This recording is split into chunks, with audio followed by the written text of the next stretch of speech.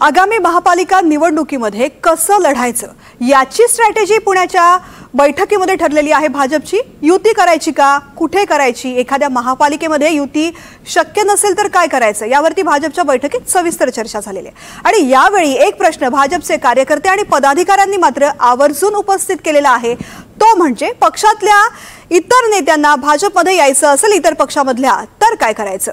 त्यावरती देवेंद्र फडणवीसांनी काय उत्तर दिलंय पाहूयात हा रिपोर्ट।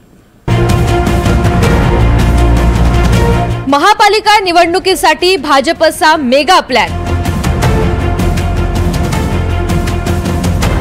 भाजपची रणनीती ठरली।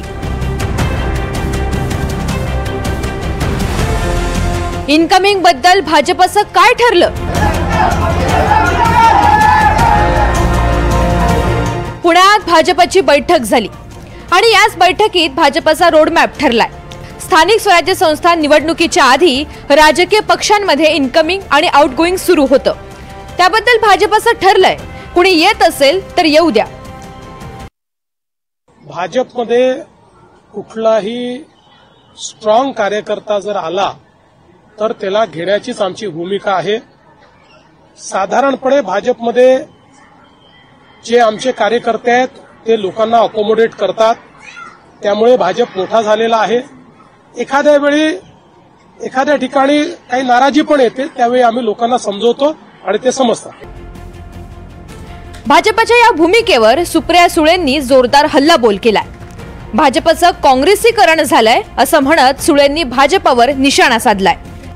आता भारतीय जनता पक्षामध्ये ओरिजिनल राहिलेत तिथे। आता भारतीय जनता पक्षात जर तुम्ही कधी असेंब्लीमध्ये गेला ना तर जरूर एक नजर टाका। तुम्ही त्या व्हिजिटर्स गॅलरीमध्ये बसला आणि असं सगळं भारतीय जनता पक्ष बघितलं की म्हणलं अरे हा तर आपल्याचकडे होता, अरे हा तर काँग्रेसमध्ये होता। तर भारतीय जनता पक्षाचं काँग्रेसीकरण झालेलं आहे। भाजप शक्य तिथे युतीतच लढणार आहे आणि जिथे शक्य नाही तिथे परिस्थिती पाहून निर्णय घेणार आहे। एखाद्या महापालिकेत युती झालीच नाही तरी मित्र पक्षावर टीका करायची नाही असं भाजपचं ठरलंय। युतीच्या संदर्भात देखील आम्ही अगदी स्पष्ट निर्देश दिले आहेत की त्याचे अधिकार आम्ही हे सगळे खाली आमच्या जिल्ह्यांना दिलेले आहेत आणि सांगितलं आहे की जिथे शक्य असेल त्या प्रत्येक ठिकाणी युतीचाच प्रयत्न केला पाहिजे।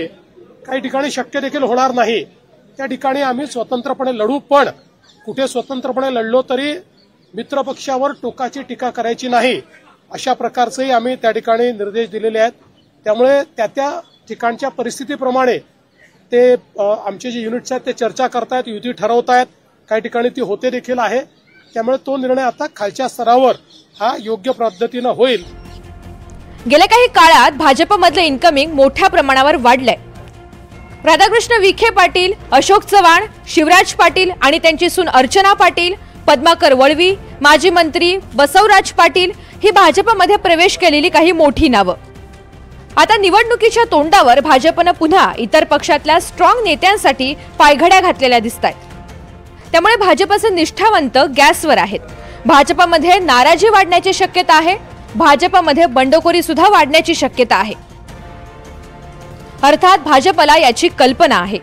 विधानसभा निवडणुकीवेळी तिकीट वाटप जाहीर झाल्यानंतर नाराजांची जंत्रीच फडणवीसांच्या सागर बंगल्यावर पाहायला मिळत होती, मात्र त्यातल्या बहुतांश नाराजांची नाराजी दूर झाल्याचं विधानसभा निवडणुकीच्या निकालांनी दाखवून दिलं।